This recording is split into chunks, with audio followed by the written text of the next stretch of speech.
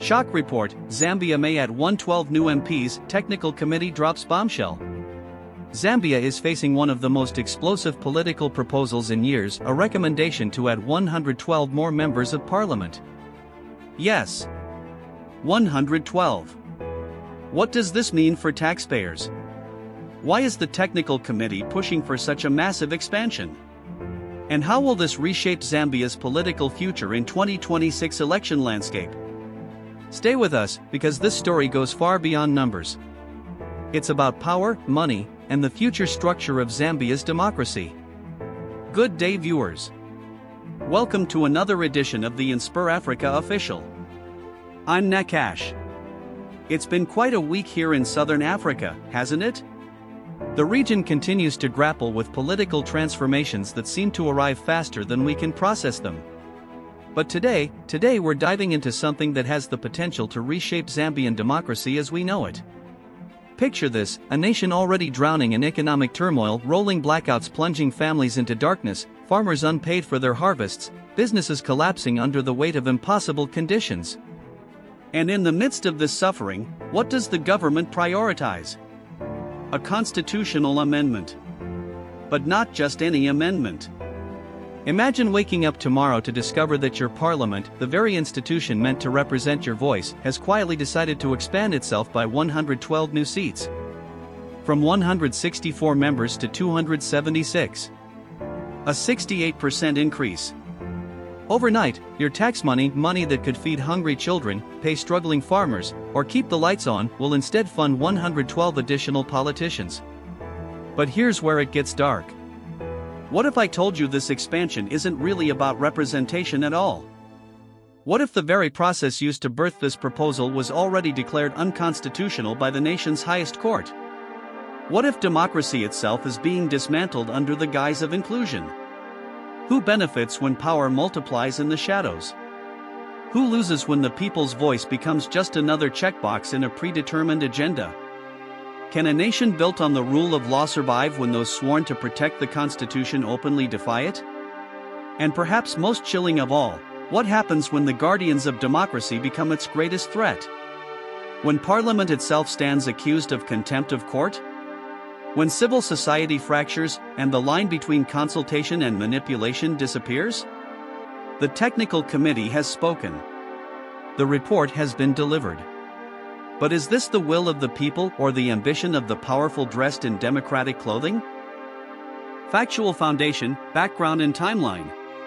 The revelation came to light on December 2, 2025, when a 25-member technical committee, chaired by retired Justice Christopher Mushabati, submitted its explosive report to President Hakainde Hichilema at State House in Lusaka. This wasn't the beginning of the story, though. The seeds of this constitutional crisis were planted months earlier. March 2025, President Hichilema and his Minister of Justice announced plans to amend the Constitution. The president made public declarations at events in Kasama on Women's Day and later in Mongo, claiming he had agreed with women and youths to reform the Constitution. No national dialogue preceded these announcements.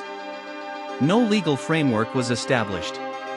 May 2025, the government introduced the Constitution of Zambia Amendment, Bill No. 7 of 2025, popularly known as Bill 7. The proposal sought to expand the National Assembly from 156 to 211 elected members, introduce proportional representation for women, youth, and persons with disabilities, remove term limits for local government leaders, and revise electoral procedures. June 2025, opposition erupted. Civil society organizations, the Law Association of Zambia, opposition parties, and academic institutions condemned Bill 7. Critics argued the bill would increase parliamentary costs without meaningful inclusion, and more ominously, that it was designed to consolidate the ruling party's power. On June 26, 2025, Parliament debated Bill 7 amid heated exchanges.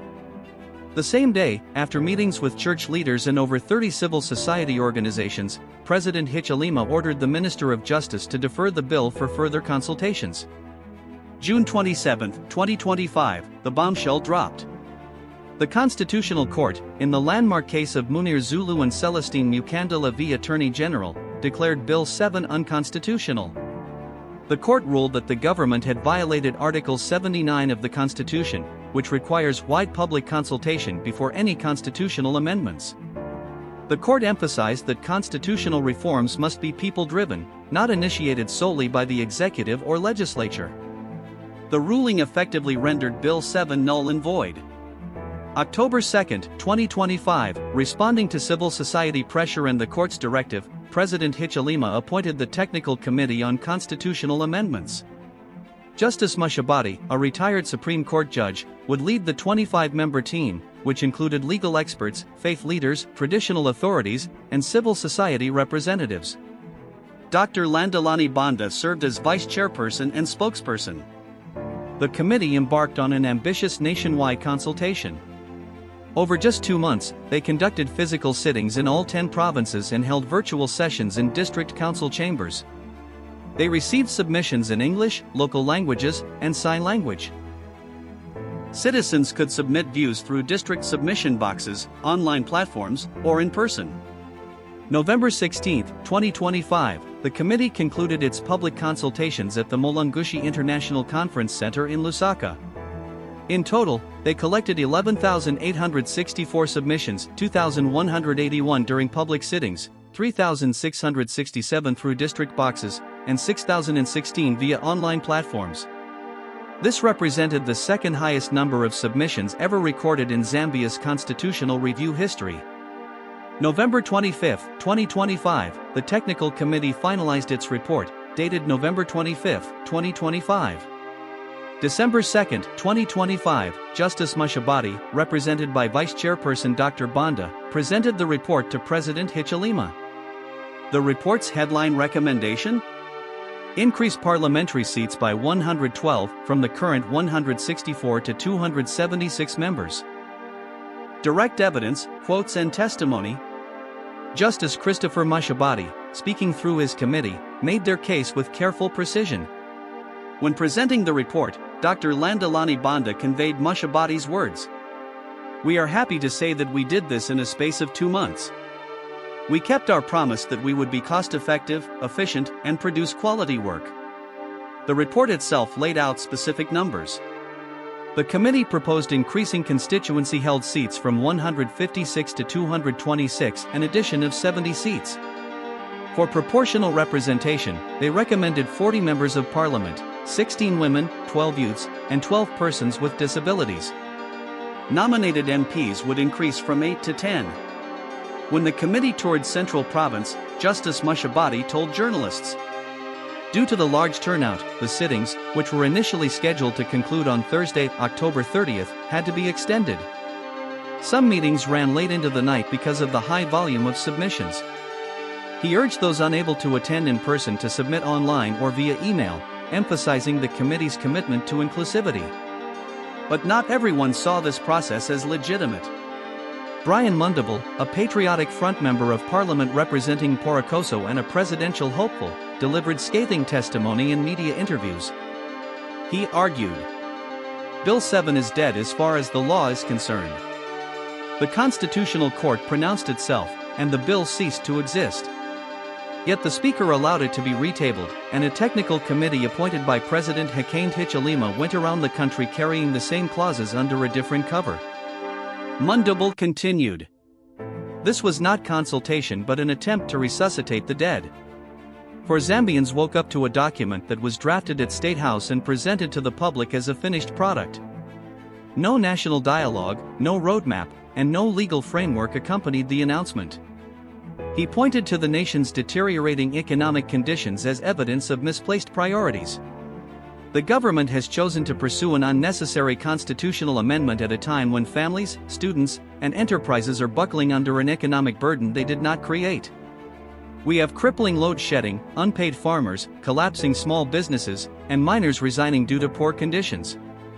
The Law Association of Zambia, LAZ, through its president Lungisani Zulu, issued an official statement that pulled no punches. LAZ is deeply alarmed by the decision of the government, through the Minister of Justice, to request the Speaker of the National Assembly to reintroduce the Constitution Amendment Bill No. 7 of 2025 for consideration, despite a clear Constitutional Court ruling that the process leading to the presentation of Bill No. 7 was unconstitutional, rendering the bill a nullity. LAZ President Zulu emphasized the stakes. While disagreement with judicial decisions may occur, the rule of law demands full compliance with them. Disregarding the Constitutional Court's directives poses grave risks to our constitutional democracy.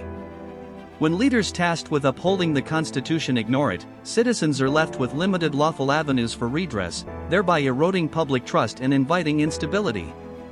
The statement concluded with an urgent appeal. LAZ, therefore, calls on the government and the National Assembly to listen to the voice of the Church, traditional authorities, civil society and other stakeholders, and immediately withdraw and abandon any further deliberations of Bill No. 7. Peter Sinkamba, president of the Green Party, took the argument even further. In a statement to Smart Eagles, he declared, "Implementing Bill 7 after it was declared unconstitutional, illegal, null and void is an act of treason. The president and all officials involved swore to protect and defend the Constitution of Zambia. Continuing with this process is a direct breach of that duty." Sinkamba argued that Article 3 of the Constitution, which protects national sovereignty, was being violated. The judgment is public law. Resisting its implementation is treasonous. Organizing bodies such as the Technical Committee, civil society groups, or factions of parliamentarians to resist the Concord judgment is treasonous. Meanwhile, the government defended its actions through Attorney General Mololo Kabesha, who submitted filings arguing that the Constitutional Court had overstepped its bounds. The state's cross-petition accused the court of creating a pre-legislative people-driven requirement not found in the Constitution, effectively legislating from the bench. The government insisted Article 79 is the sole and exhaustive procedure for amending the Constitution and that elected representatives, whether the executive, parliament or citizens through Article 88 petitions, retain full authority to initiate amendments without additional judicially created conditions. Kabesha argued that Bill 7 only failed because President Hichilema voluntarily deferred it on June 26, 2025, and that the court's June 27 ruling introduced requirements that didn't exist before. The contrasting testimonies reveal a nation at war with itself over the very meaning of constitutional democracy. Deeper analysis, implications and reactions. The Technical Committee's recommendation to add 112 MPs sits at the intersection of competing constitutional visions, economic realities, and political calculations that could reshape Zambia for generations. The numbers game. From a pure representation standpoint, proponents argue that 276 MPs would give more Zambians a voice in parliament. With Zambia's population continuing to grow, expanding constituencies could theoretically bring government closer to the people. The inclusion of 40 proportional representation seats designated for women, youth, and persons with disabilities appears to address long-standing calls for inclusivity. But critics see different mathematics. At a time when load shedding cripples the nation for up to 12 hours daily, when farmers remain unpaid, and when the cost of living has driven families to desperation, funding 112 additional parliamentary salaries, allowances, offices, and staff seems obscene. Each MP costs the Treasury hundreds of thousands of kwacha annually. Multiply that by 112, and the price tag becomes staggering. The constitutional crisis. The deeper issue transcends budgets. The Constitutional Court's June 27, 2025 ruling created a clear legal standard. Constitutional amendments require a people-driven process led by independent experts, with wide public consultation before any bill is drafted. Bill 7 failed that test and was declared null and void. The government's response has been to challenge the very legitimacy of that ruling. In its cross-petition, the state argues the court invented requirements not found in the Constitution, accusing judges of usurping legislative power. This sets up a potential showdown. Can the judiciary constrain how the executive and legislature amend the Constitution, or does that power belong exclusively to elected officials? Legal scholars and civil society leaders warn that if the government succeeds in overturning the Munir Zulu judgment, it would fundamentally alter the balance of power in Zambia. Courts would lose their ability to enforce procedural safeguards in constitution making. The people-driven principle, a cornerstone of the 2016 constitutional amendments, could evaporate. The parliamentary standoff. Parliamentary standing orders prohibit reviving a lapsed bill during the same session. Bill 7 lapsed when the Constitutional Court declared it void. Yet on December 4, 2025, the Minister of Justice successfully moved to restore Bill 7 to the parliamentary agenda. The Speaker of the National Assembly appointed a select committee to scrutinize it, and acting leader of government business Ambrose Lafuma announced that Bill 7 would go for second reading on December 15, 2025. This triggered an unprecedented legal response. Munir Zulu and Celestine Mukandila, the same petitioners who won the June 27 Constitutional Court ruling, filed contempt proceedings against the entire National Assembly. They're seeking to have the Speaker, Deputy Speakers, clerks, and all 164 MPs cited for contempt of court. Not a select few. The whole House. As legal analyst Brian Matambo wrote, "This is not common in our history. It is the law waking up and demanding respect in its loudest possible voice." If the court sides with the petitioners, every MP who participates in Bill 7 proceedings could face legal consequences. This has created fear and confusion in Parliament. Some MPs want to support their party's agenda, others are terrified of being held personally liable for contempt. Thank you for staying with us through this deep dive into what may be Zambia's most consequential constitutional battle in a generation. What we're witnessing is more than a disagreement over parliamentary seats. It's a fundamental test of whether the rule of law can survive political ambition, whether courts can constrain power, whether civil society can hold government accountable, and whether ordinary citizens struggling through blackouts, economic hardship, and uncertainty have any real voice in shaping their nation's future. The technical committee has delivered its report. Parliament prepares for second reading. Court cases mount. And Zambia holds its breath. I want to hear from you, our viewers. Do you believe the technical committee's consultations were genuine, or were they designed to rubber stamp a predetermined agenda? Should Parliament proceed with Bill 7 despite the Constitutional Court ruling? And what does this mean for democracy across Africa? Drop your thoughts in the comments below. This conversation is too important to end here. We'll be following this story closely and bringing you updates as they develop. The next few weeks will likely determine the trajectory of Zambian democracy for years to come. Thank you again for watching. This is Nakash with InspirAfrica Official, reminding you that an informed citizenry is democracy's greatest defense. Until tomorrow, stay informed, stay engaged, and stay hopeful.